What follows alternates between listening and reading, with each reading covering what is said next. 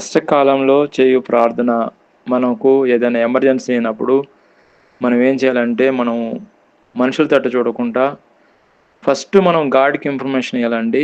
ఉదాహరణ మనం చూసినట్టయితే పోలీసోళ్ళు కూడా వాళ్ళు ఎఫ్ఐఆర్ అంటారు. First information report.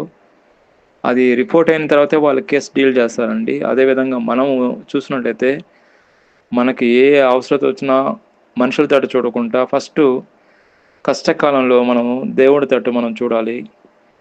మనము ఉదాహరణ చూసుకున్నట్లయితే దానియేలు ఎంతో ప్రార్థన పరుడండి. సింహపు బోన్లో ఏయబడినప్పుడు సింహాలు కూడా ఏం చేయలేదండి ఆయన్ని.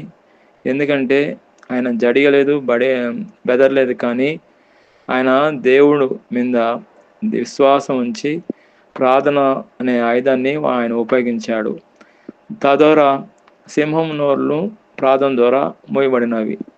అదేవిధంగా షద్రకు, మెషకు, అబేద్నెగో వాళ్ళు రాజు ఆజ్ఞకు భయపడలేదండి. వేడిమి గల అగ్నిలో వేసినప్పటికీ వాళ్ళు భయపడలేదు కాబట్టి వాళ్ళకేం కాలేదండి. వాళ్ళ విశ్వాసమే వాళ్ళని కాపాడినట్లు మనం చూస్తున్నాము.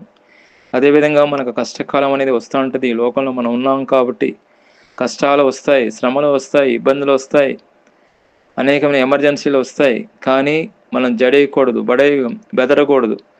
మనకు దేవుడిచ్చిన ఒక ఆయుధం ప్రార్థన అనే ఆయుధం. ప్రార్థనకు మించిన ఆయుధం లేనే లేదండి.